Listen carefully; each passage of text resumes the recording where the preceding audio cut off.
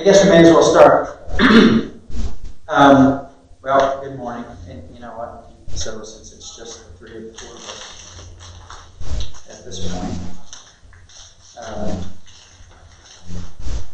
I don't mind spoiling the. It makes it a little bit easier to have the conversation sort of as we go. So let me just start off by saying, first off, I'm gonna struggle to stay behind this camera, so I'll do my best because I'm a wanderer, a walker, a wanderer. So thank you for coming into today's session. What we're going to talk about, and let me just say, there's two sessions that are associated with multicultural ministry. The title, I was a little bit bummed by not being able to get the specifics of what the title was, but really, when we're talking multicultural ministry, there's a lot of things that culture shouldn't matter with. So some of the approaches shouldn't matter, except that we need to take into account the cultural backdrops that people bring to their understanding, how they interact with other people, the way they think. So we need to understand those things, and that helps us out. But then there's a whole set of other patterns that are biblical patterns and principles that work no matter who we're talking to. And so today we're going to talk about the backdrop of culture. What is culture? We use that term a lot, and a lot of times people think, and if you go to an educational environment, a lot of people will think about it in terms of museums and art and the things that they see as visible, tangible things that sort of make up the celebrations that they have. And some of those go into it, but the reality is that there's really about 6 or 7 different elements that a gentleman by the name of Hofstede came up with 6 primary areas of cultural differences. So we're going to talk about some of those, and you see the major outlier in that handout, that if you look at the tops of the columns, you'll see it talks about context. It talks about low context and high context cultures. And everything else sort of comes off of those 2 distinguishing elements, the high context and low context. So if we're not aware of other countries or other people's cultural backdrops, then we're really missing the opportunities to engage with people in a way that's meaningful to them. On Sunday, I had a chance to talk to Antioch West, and one of the things that we talked about was looking at the scripture that says I should esteem my brother's needs higher than mine, right? That I should put them at least equal and higher is sort of the way it says. And it says I'm to love God and love others. Well, as I love God, I'm doing what? I'm learning His Word. I'm trying to understand the heartbeat of God. We use that terminology. I'm trying to understand the way He thinks, trying to understand what I need to understand in order to engage with Him in a way that's meaningful to Him. A lot of times we say, come as you are, and we absolutely mean that, right? Come as you are. If you're going to drag yourself off the street and you're a raggedy mess and you're all messed up emotionally and all those other things, it says, come as you are. And that's absolutely the truth. He wants us to come as we are. But as we start to build a relationship with Him, we have to start to understand the things that are meaningful to Him. Because let's face it, if we just keep doing the things that are meaningful to us, we're never going to have a meaningful relationship with Him. And so if we approach people in the same way, and it doesn't matter what their cultural background is, it doesn't matter where they come from, it doesn't matter the color of their skin, the language they speak, it doesn't matter any of those other factors. And so we have to get beyond that. And so we're going to talk about the difference between high and low context cultures. And then we're going to talk a little bit about developing some cross-cultural intelligence, some understanding of how to work with cultures. That's what we're going to cover this morning, to navigate those cultural differences. And then this afternoon, we're going to come back and we're going to talk about, okay, so now we understand culture. Now we understand the elements that go into culture. How do we observe that in the people that are in our world? How do we observe that in the people that are in the places that we have influence, that we have connections with, that we have contact with. And a lot of times we go throughout our lives and we enjoy having the diversity of people around us. Let's face it, there's 192 languages spoken in Washington, D.C. on a daily basis. 192 languages. We take the diversity that's in this area for granted. And you can just travel, up to Baltimore, down to D.C., and I have a pretty cool animated GIF that shows the populations that come in from the different areas that surround DC and come in on a daily basis. And they come in and they work, those 192 languages, they come in and they work, but they go home. They go home to our neighborhoods, they go home to the communities that we live in, they go home and they're living alongside of us. And so we enjoy this diversity. It's great in this area. I love the diversity that's in and around Washington, D.C. and in this district. The thing is, though, is we sort of operate passively a lot among those cultures, among that diversity. And because of that, the impact that we have in our communities, the impact that we have on the cultures that are around us in our communities has been fairly passive. It's been fairly minuscule. If you step into any one of our congregations, and some are much better than others, but if any one of them step into any one of our congregations, you'll find that the numbers or the spread of diversity in our congregations is nowhere near the spread of diversity in our communities. And so therefore, we're just hoping and praying that somebody shows up on our doorstep and that we have a chance to love on once they get here. But the amount of effort needed to go actually out into the harvest and actually go and identify the harvest that's ready. We know that it says the harvest is plentiful, right? The laborers are few.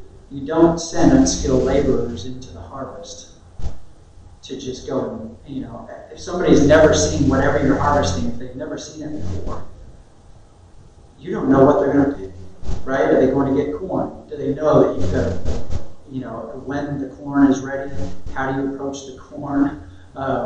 If it's wheat, how do you know how to pick it in a way, cut it in a way that you can bring it into the storehouse and go through the grist mill and grind and pull out the wheat, the good parts, and get rid of the chaff. So we shouldn't do that when we're talking about working with cultures. And the beauty of this place is that we don't have the luxury to just sit back and not pay attention to the cultural differences that we have. It's here, it's in our face. It's not like we're in the middle of Nebraska, where it's typically not a very diverse community. And so here we have to put in a little bit extra effort to reach the people around us, and we truly care about all of God's children. So let's go ahead and talk about the difference between high and low context cultures. And these are going to be just some broad brush cultural differences between societies. So a high context refers to societies or groups where people have close connections over a long period of time. Many aspects of cultural behavior are not made explicit because most members know what to do and what to think from years of interaction with each other. Your family is probably a good example of high context environment. So, have any of you in your families, or maybe even in school, if you've been with classmates long enough, you've gone to school with the same classmates for 4+ years, you can refer back to a joke that was told, or you can refer back to something that happened and not need to explain the circumstance, right? The whole saying that, the joke is only good if you don't have to go back and explain it, right? So that's the idea of high context. You've already got the context built in. There's already an understanding. Your family is a great example of that because you can refer to things that are sort of inside, right? It's an insider view. Well, there's whole cultures that act that way. If you look at in some high context cultures, you'll see the commercials on TV or on the radio are very. They don't have to go into a lot of detail. They know, based off of the fact that this particular brand or this particular thing is known in a certain way, so they don't have to really explain it out. Some types of insurance are a good example of that. In other countries where it's a high context culture, you can see where they don't go into great detail. One here in America, even though we're really more of a low context culture, one of the ones here in America is the Aflac commercial, right? Whenever you hear Aflac, right? Everybody knows that's the duck that goes back to Aflac, and that's an insurance. That's an insurance commercial. And so the context is built. In a low context culture, societies tend to be more distant. They don't have as many close connections. They may have a lot of connections, but they're more shorter duration or for some specific reason. For example, a lot of Americans go to work and come home, and their work life is very separate from everything else. That would be a low context. We only know each other because of the context of work. We know each other because of the context of the church, and we just bring it home to where we are.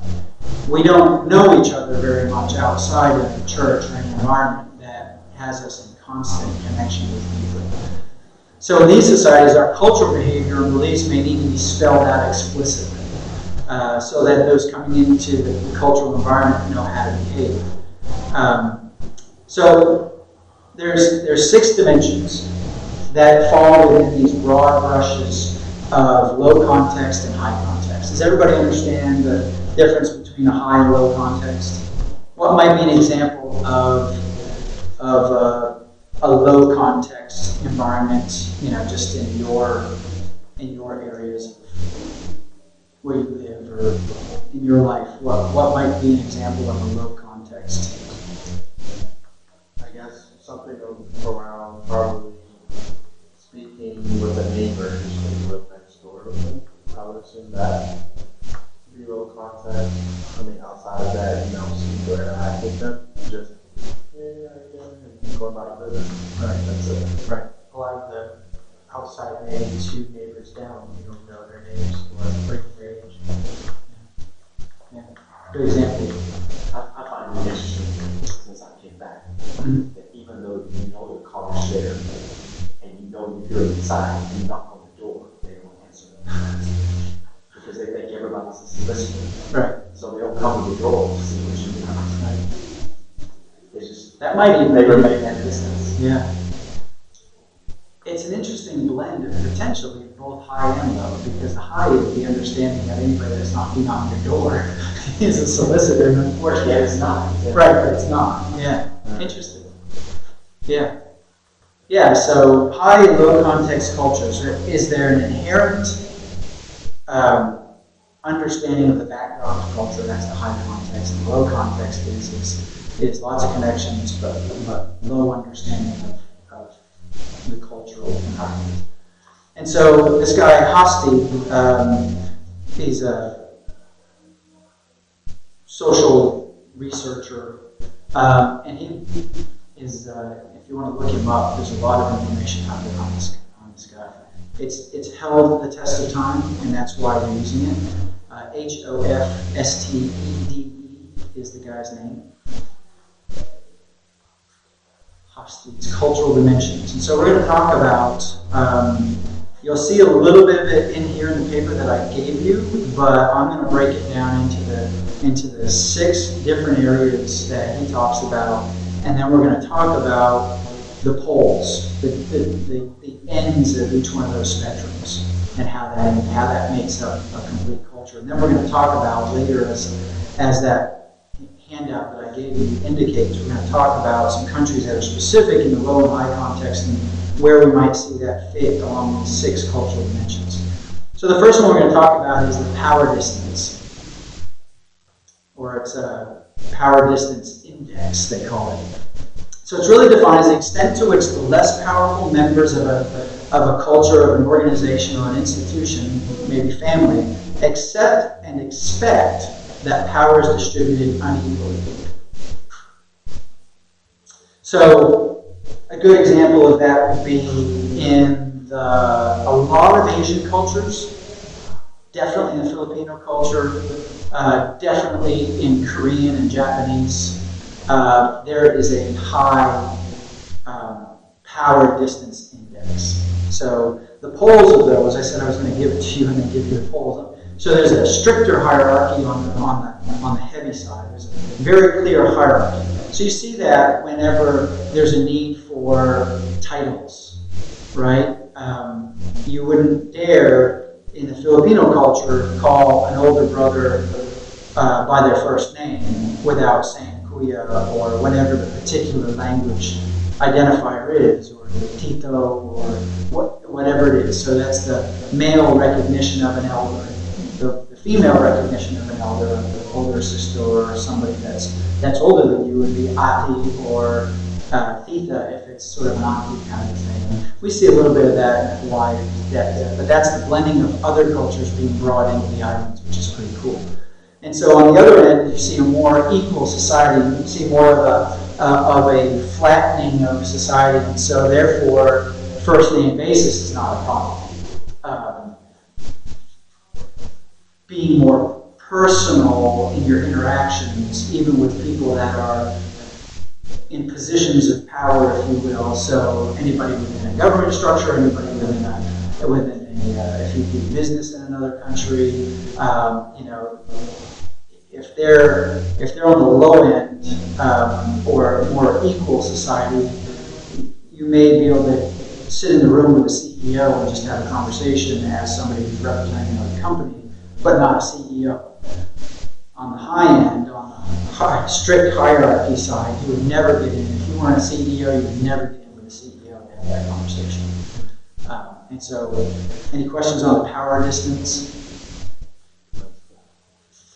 So, how might that impact if you are working in a community, you're working, you've got people around you that you come in contact with all the time, and you want to sort of take it a little bit further, as what Sistrom talked about.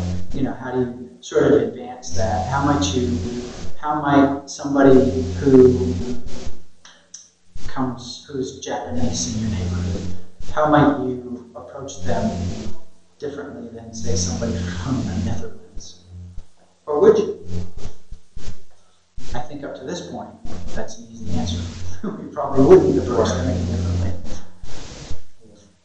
But if it was somebody that was from Japan, they haven't been here and they're not overly Americanized, even though they'll probably keep some of that cultural background, you're probably going to approach them with some level of deference. I'll tell you, in Japan, we learned very quickly that a dropping of the eyes and subtle bow will get you so far when it comes to relating with, especially Japanese men who are in some levels of society. How are you going to know that up front? And this is going to sort of mess with people's stereotypes, but professional Asian men typically are dressed up all the time. You'll rarely see them. If they take the jacket off, it's nearby, because these are some indicators of position in some countries. Even in Italy, when I lived in Italy, the people who were garbage cleaners and stuff like that, they wore suits when they would come to work. So everybody would see them come into the place, and they're all in their suits. But the moment they went into their office, they took all the junk clothes on, and they started cleaning up trash on me. But it was something amazing to watch that. Yeah. How do they want to be seen as someone high in society? Right. It's a great thing. So the next thing we're going to talk about is individualism. So individualism versus collectivism. So is it about the individual or is it about the group? So this talks about the degree to which people in society are integrated into groups. Individualistic societies have loose ties that often only relates the individual to his or her immediate family. They emphasize the I versus the we. The counterpart, the collectivism, or it's all about the group, describes society which tightly integrates created relationships tie extended families and others in groups. These in-groups are laced with undoubted loyalty and support each other even when a conflict arises with another in-group. So, Hawaii is a great example of taking the collectivism and the tight-knit families and the extended families. It's a great example of that sort of idea being brought from other cultures into the islands, because you see, goodness, you have several generations sometimes that are living, I mean, for economic reasons as well, but a lot of times it's the economics has nothing to do with it. It's families, generations upon generations live in the same house. They'll take and add an extension to a house to keep the son or daughter and their new family that have grown up and got married, and so they'll keep them attached. You see a lot in the Philippines,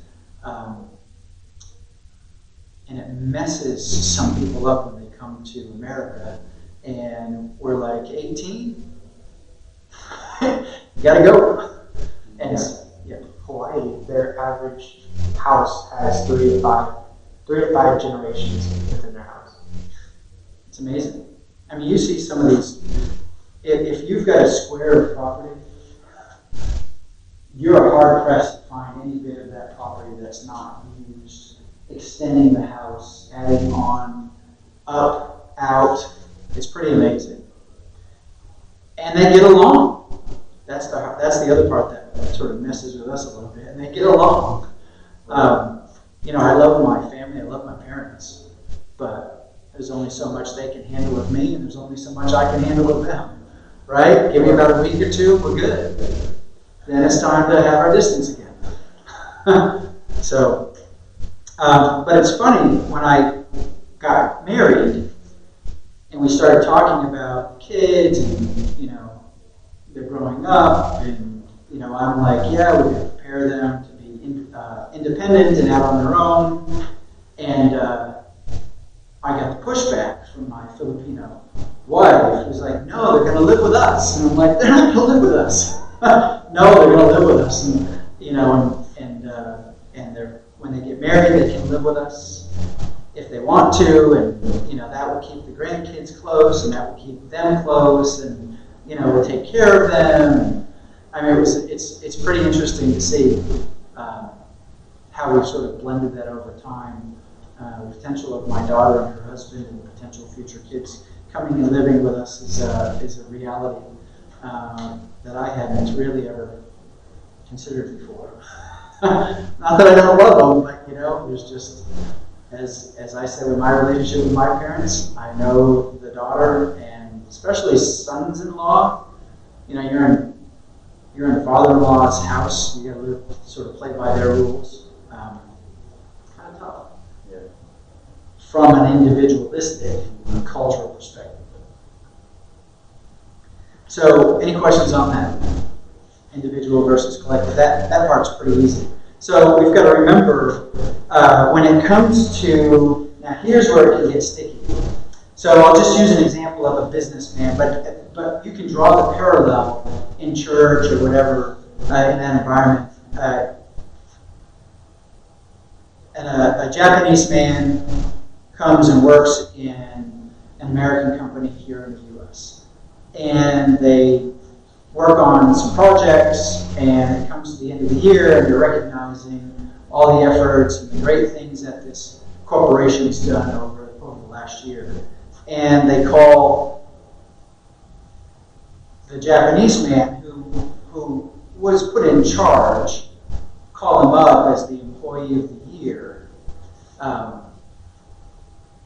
he's embarrassed because he's brought up in front of the group, he's given an award, and the next day he asks for a transfer back to Japan. And why do you think that is? It's about collectively, basically it's about the group and not him individually. It's all about the group. It's not about him. And when they called him up and put him on and recognized him in leading the group, it's a natural thing here in America. I'm used to Employee of the Month. it doesn't matter, you go to any one of the places, restaurants you go into, and they have the employee awards or whatever they have now, the employee of the month, and we have sailor of the quarter on base and sailor of the year, and we give special parking spots. In his mind, he was disgraced because it's all about the team. He would never want to take credit for something the team put together. And so imagine that we're going to another country, they're very collectivist, and we start singling kids out and giving them credit for something they did, or we start bringing up Sunday school teachers and giving them, some special attention. We now start to cause more harm than we're doing good because we've tried to insert our understanding of culture into their environment. And we can do the same in many different cases. You can imagine many different cases where that can be a problem. The language that we use when we go other places, the I and the we, we've got to be very careful with that. And it's probably not a bad habit, not saying that we're terrible, but it's probably not a bad habit for us in a church environment to talk about we anyway instead of I or him, right? We or him is probably the best way to go and try to avoid I as much as possible.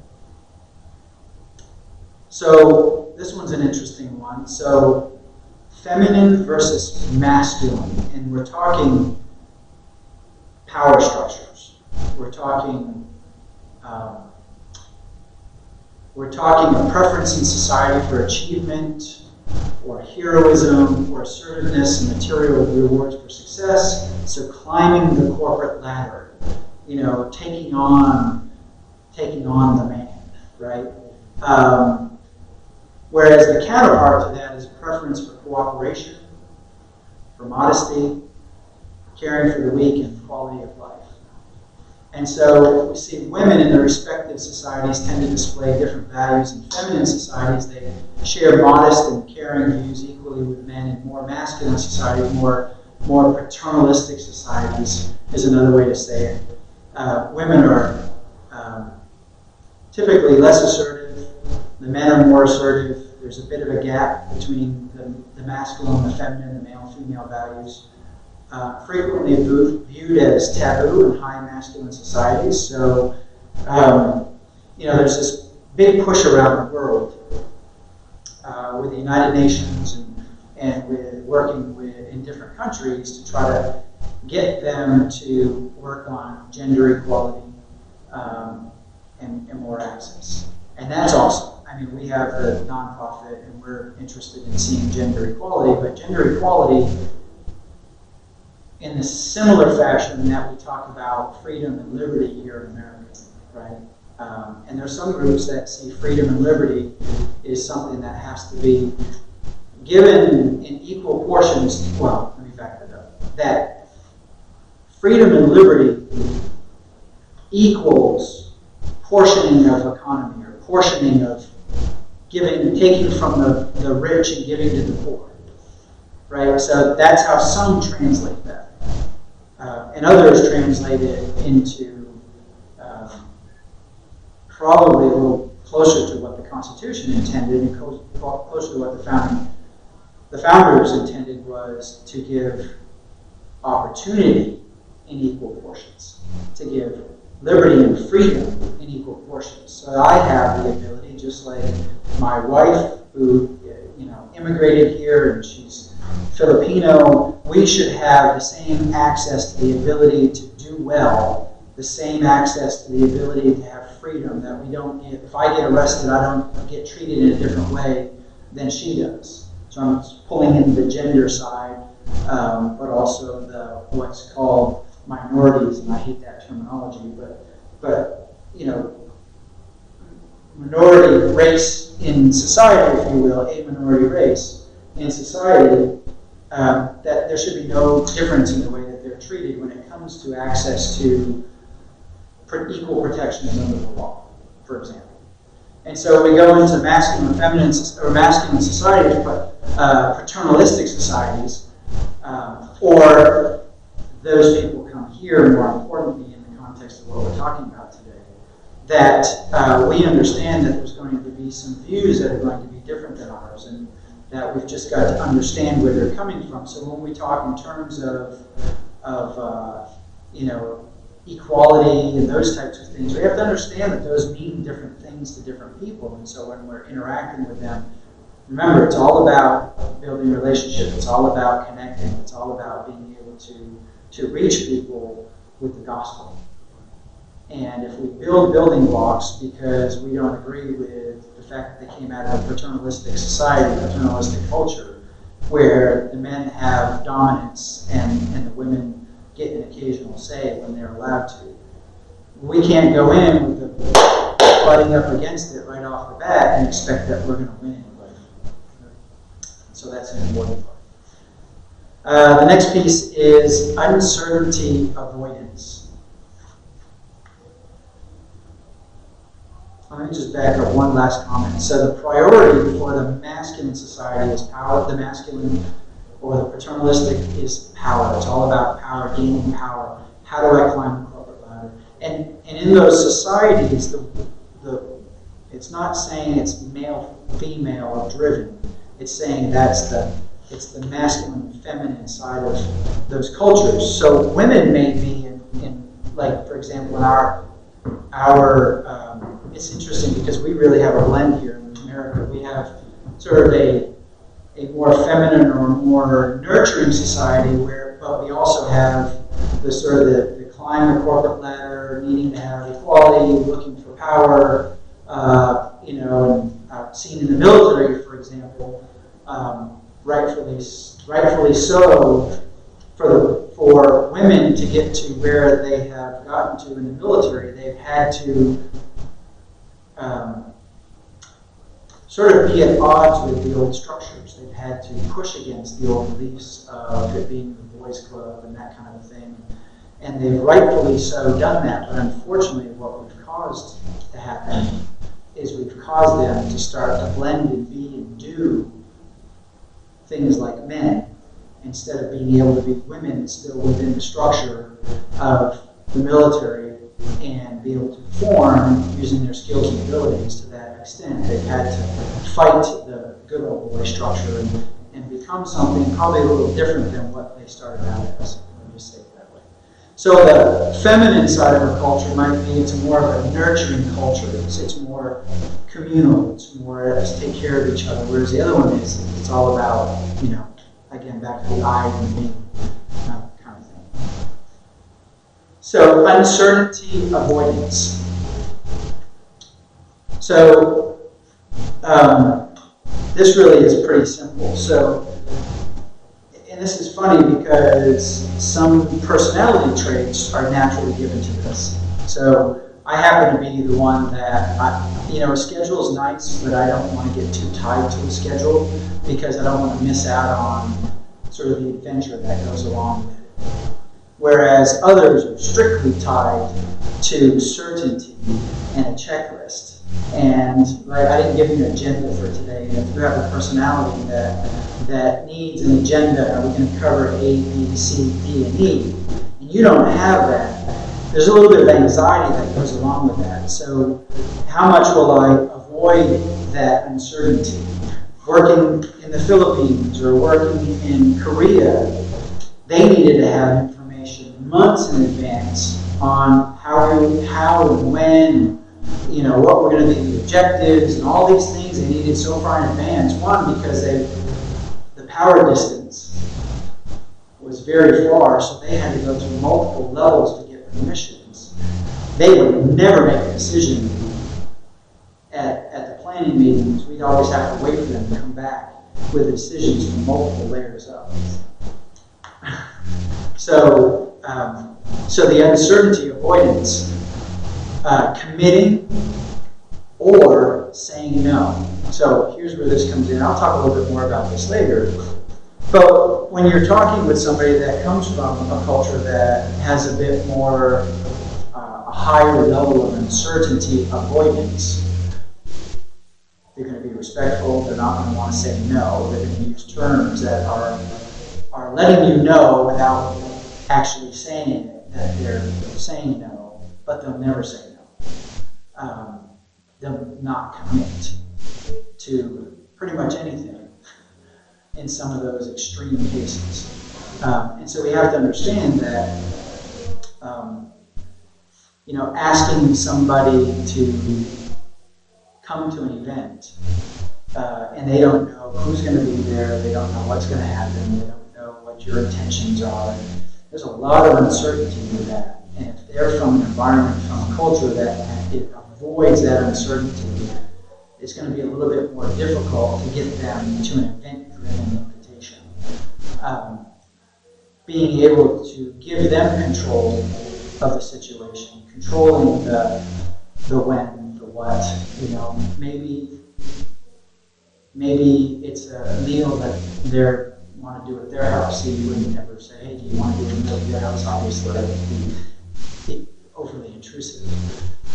But, maybe we can get together sometime, maybe have a meal, and allow them the opportunity to make the offer. You can offer, but if they come back and say, well, feel more comfortable, doing it at my house, allow them that comfort. Be aware of that fact. So, avoiding uncertainty. Long-term orientation. Long-term versus short-term orientation. So a lot of times we'll see there's something called the long view. There's a few authors that have written on the long view. We can see it in a lot of Asian cultures, especially Chinese culture. They think in terms of centuries, whereas we think in terms of days. They think in terms of the next 100 years, whereas we're thinking about fiscal cycles. We're thinking about kids' birthdays and everything else, and they're thinking about returning to a place of hegemony in the region in the next 25 years, next 50 years, and they think about global domination in 150 years. Generations after any of the people that are there now, just for example, to give you an extreme example of sort of long-term thinking. So some cultures are not, because of that, they're in no hurry to get things done. They're in no hurry to move quickly on a project because they're not thinking about the tomorrow, they're thinking about the longer term projections. And then indulgence versus restraint. Or just indulgence. So in some societies, indulgence is good. You'll see in those societies, you'll see that, and especially the ones that are fairly paternalistic, you'll see that prostitution is a much higher prevalence and it's not thought down on. Morally, it's not, because indulgence is okay. Even if it's extramarital. In some societies, it's okay. And then the obvious opposite side of that is that, some of us are mortified by the fact that somebody would even consider that kind of thing. And so we've got to understand some people are going to be more, they're going to come from an environment where they're going to be more apt to wanting all the good things, right? The good things. The Gucci bags, the drive the expensive European cars, or whatever it is that turns people on. They'll be more apt or expensive meals at expensive restaurants. That's the other side of the culture. One of the 6 elements of culture is that indulgence versus restraint. And so we can see. We'll see. It's also a measure of happiness, and this is really the part that means the most to us. So I gave you the sort of extreme examples of what that indulgence looks like. But indulgence really is where do people go to find happiness? Is it all external things? Where do they find joy? Is there joy fulfilled in stuff, or is it joy fulfilled in other places? So society allows relatively free gratification of basic and natural human desires related to enjoying life and having fun. Its counterpart is a society that controls gratification of needs and regulates it by means of strict social norms. Indulgent societies believe themselves to be in control of their own life and emotions. Restrained societies believe other factors dictate their life and emotions. So all of these 6 elements, the power distance, the individualism, the feminine versus masculine, the uncertainty avoidance, the long-term orientation, and the indulgence, are all the elements that go into cultures. And we're going to talk much more about them here in this next chart and how that might play. And then in the second session this afternoon, we're going to talk about how to then navigate and understand and find the information to be able to help you navigate reaching the people from these different cultures. And so let's take a look at that chart real quick on the piece of paper that I handed out. So the low and the high context are the headers of those columns, and right below it gives example countries, and I've got sort of the whole list of who falls where in a lot of these, and we'll make those available on the website. So we see in the low context, we talked about this, US, the UK, England, Scotland and Ireland, Canada, Germany, Denmark, Norway. These are all low context. So when you're discussing things, or you're meeting up with people, or you're inviting people in that are from these countries, you have to realize that they come from low context, and so it's going to require a bit more description, a bit more explanation, a bit more of sort of keeping basic terms, because you have to establish a basic understanding. And so, and then the high context, Japan, China, Egypt, Saudi Arabia, France, Italy, Spain, those are just a handful of examples.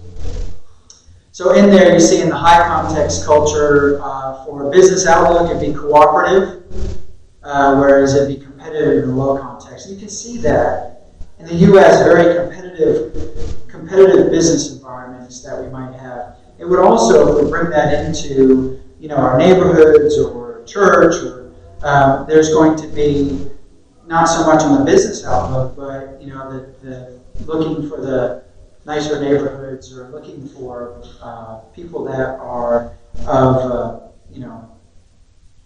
we see the pooling of the different cultures, the different people from different places.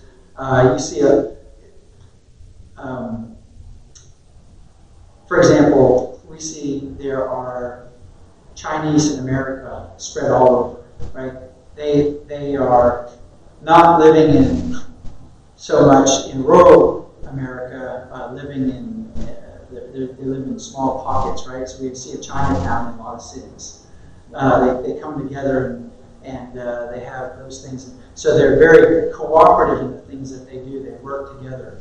Another example, it's not listed on here, is Korean. My barber is Korean, and we were talking a few haircuts ago, and she was telling me that her sister got in like a second or third car accident, and her fault, 2 out of 3, I think. And so they got a hold of a lawyer who was Korean, because they do all of their business with Koreans. And she was telling me about how they had to have the lawyer write a letter and do all this stuff. And I said to her, is there a reason why you go to the Korean lawyer instead of maybe an American lawyer? And she said, well, it's what we know, and the cousin or the auntie or the mom or somebody says, well, go to so-and-so, and so they all stay in this close-knit piece. And she's telling me the amount of money they're spending just to have a letter written to get her license back, or to ask the insurance company to do something.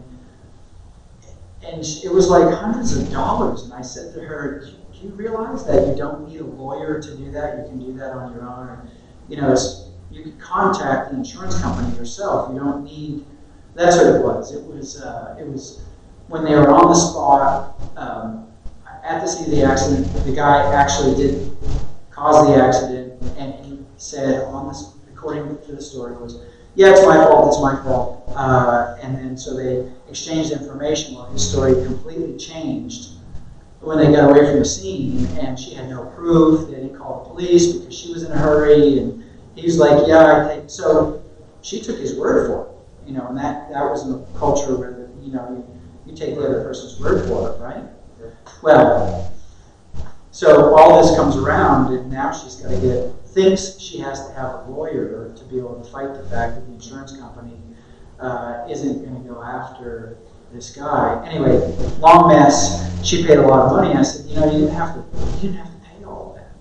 But because they stay in tight-knit communities, because they stay connected to what they know, and the rumor mill is strong and tight-knit, close families and communities. If one person says it, especially if it's an elder, it's true, whether you like it or not. And if you go outside of that, you're in trouble. And so it's interesting. All right, so let's go through this list, and we can talk a little bit more on specifics since we have about 10 minutes left.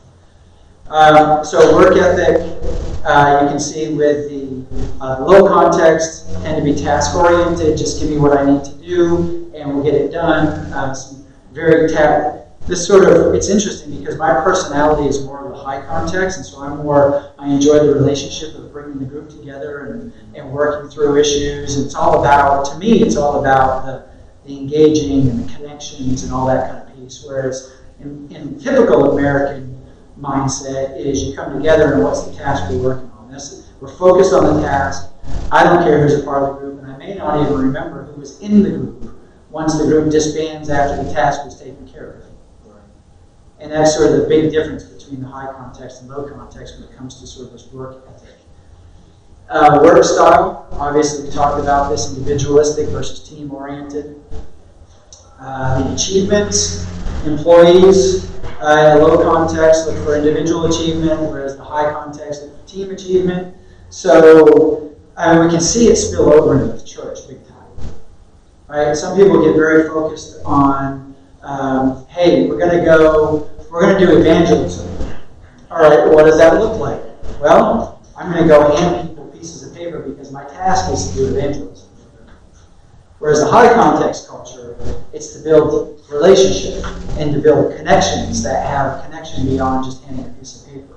It's more meaningful, it has more impact on people. And so, when we're going to talk more about this later, but when we go into cultures that are high context and we try to use low context approaches, you know, walking up and knocking on somebody's door from a high context culture and giving them an invitation, they've never met you, they have no idea who you are, they're already suspicious if they even answer the door because they're worried about solicitors and that kind of thing. And so if we walk up to a neighborhood that has anybody from a high context culture and we want to try to start handing them pieces of paper, there's no way they're coming. If you haven't built any kind of relationship, if you haven't built any kind of rapport, so the last thing you want to do when you first meet somebody is start inviting them to different things, to start handing them pieces of paper, to start saying, well, you've got to do this. You got to get baptized. Very first conversation, get baptized. It's like, who are you? You know, when I went to Philippines, we would hold Bible studies every week. Mm-hmm. And there was one young lady who was a family member, and you would always see her have tears in her eyes. When she go to church, you see she's convicted. But nothing ever happened. Mm-hmm. Then after we left, come to find out she wanted to be baptized. Mm-hmm. But she had to ask her mother first. Yeah. She was an adult. No. Oh, okay. She was probably 18, 19, but she had to ask her mother first because the culture there, as you know, is the elder generation. Yeah. And luckily her mother said, it's okay, go ahead. Wow. Yeah, absolutely. And I couldn't understand. I said, why don't you just go ahead and get back? She said, no, she has to ask her mother. That's the way they... Yeah. Yeah, and I mean, that can cause a bit of a quandary for us, right? Because we want to see people saved. We understand the urgency of needing to be baptized. And so we can't understand why there would be impediments to people's Just hard to get back. I could understand. Right. It's hard for us to understand, but we come from a low context culture, and that's a very high context, and hierarchy is important, and permissions, and all those things.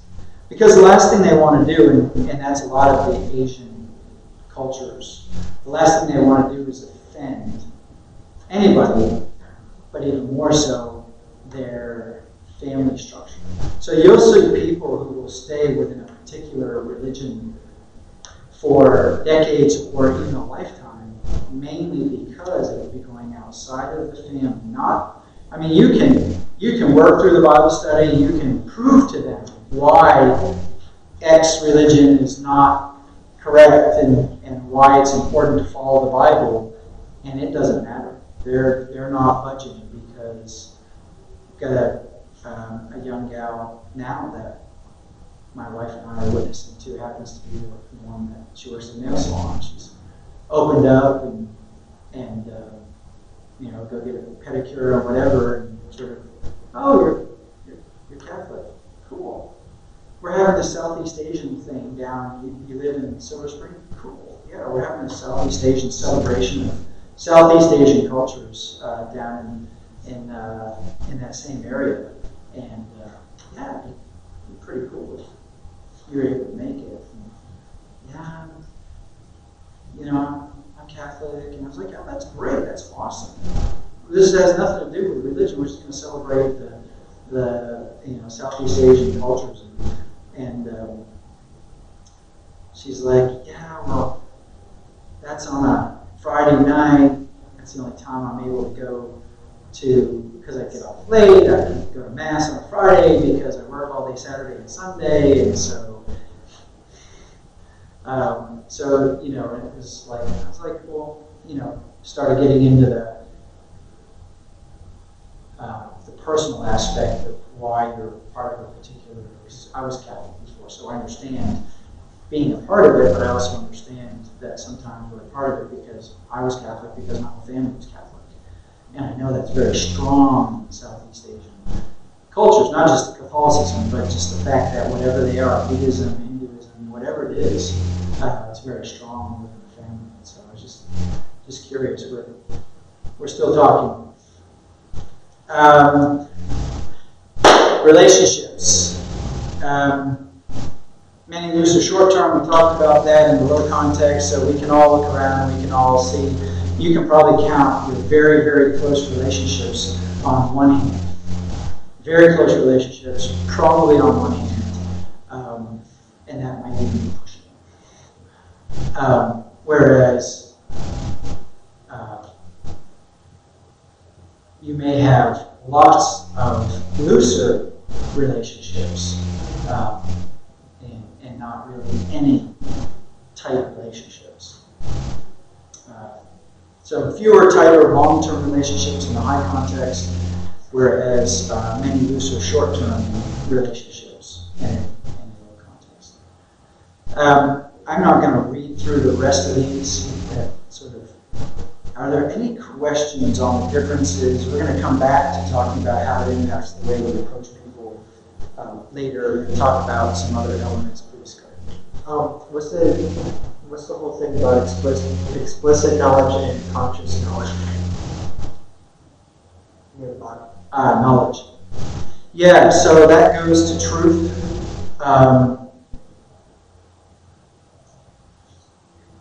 Is that talking about the low context is more about facts, and then high context would be more of examples? Yeah, that's exactly what it is. So it's very linear in thinking. That's the explicit, the conscious. That's the following a pattern of specific thought. The other one is more of it's off of feelings. It's off of it's a lot looser in understandings, and so that's why you see. We'll draw the connection of there isn't a culture out there that doesn't have some religious influences, right? Some religions that are influencing the culture. And so you'll see a lot of the religions that are very much connected to a high context not fully conscious, implicit, sort of a loose thinking, Buddhism, Hinduism, Sikhism, those kinds of things, are a lot more related to the high context cultures than they are the low context, because there's a bit more, as we know with Buddhism, it's achieving the level of what is it, nirvana, and so it's very loose in what that is, whereas Christianity, for example, we can go to the Word of God and we believe in the text that it says, and a bit more, it's more explicit in the way we read the text in the Word of God, whereas they may go, well, I see what you're saying, but, aren't there exceptions? But doesn't God have exceptions? Because we all can't be expected to follow that. Right? So that may be okay. Other questions, comments? So I was looking through this list and going through all of it, and just more so trying to apply it to basically the field that we're working in right now and where I am, and primarily like the Hispanic culture, and just from the experience with my wife, and it's seeing more so like a high context kind of, like it's more so a high context. Yeah. So, I mean, I know, Latin America, maybe Spain, more so Central America, even up here specifically, but would you put that in high context? Yeah. So, one of the things that we didn't talk about was the closing of distance. So, in America, 4 feet is sort of a stranger distance, right? I'm maintaining about 4 foot of distance. We don't think of it consciously, but when researchers have actually gone and observed people in a public environment, they notice that a lot of times if strangers are meeting, they're not coming any closer than about 4 feet. But you'll notice in a lot of those high context cultures, you'll notice men and women walking down the street holding arms, like men and men holding arms, women and women holding arms. You'll notice that there's a lot closer interaction. You'll notice that that they are very close in all things, and so the family stays close, the neighborhoods stay close. They talk in more personal, more feeling kind of ways. Right. And I have a lot of neighbors that they're from like sort of Saudi Arabia like that, and they live next door, but then their family also lives across the street, and then their other family lives down the street. And it's like, I just saw this person go to that home and that home and that, then they're all related. Yeah. And you see them going into each other's houses and stuff. And I'm like, okay. So I see how that applies. So hold on to that for the second session, because I want to talk about, so it's important for us to be awake. Woke is the current term, so woke, right? But it's important for us to have our eyes open, to be observing the world around us, seeing those things. And it's great that we observe them, but then how do we take the observations and understanding that there are families like that, and take advantage of the fact that, quite frankly, if you win, and I hate that terminology, but if you win one part of the family, there's a strong chance you're winning the whole family. Right. And when you go to, Brother Staten talks about this a lot, when you sit down, they first get the chance to come together and they start to trust you, and then they know that you're interested in a Bible study kind of thing, and you sit down, and the first time they have it, you may show up, and it won't just be the couple or the person that you were first talking to. They've got like 16 family members that they brought in, and all of a sudden you're like, whoa, room full of people. But that's what you get with the high context cultures. But you have to understand that going in, or else you might get a little overwhelmed. You might, it's interesting. Yeah, But go ahead. I remember in Hawaii, it was very uncommon for people not to visit each other's houses. I mean, we had pretty much parties whenever we had a Bible study, because someone would bring their family, and then their friend would bring their family, and eventually we had like 26 people, and we only invited one person. And so it was very similar to that. Yeah, it's great. All those extended connections can be great, or it can be detractors at the same time. Because peer pressure or familial pressure can be there as well. It can be really positive, or it can be really hard to fight against. All right, thank you for coming to the first session. If you're here for the second, I look forward to talking with you. Absolutely.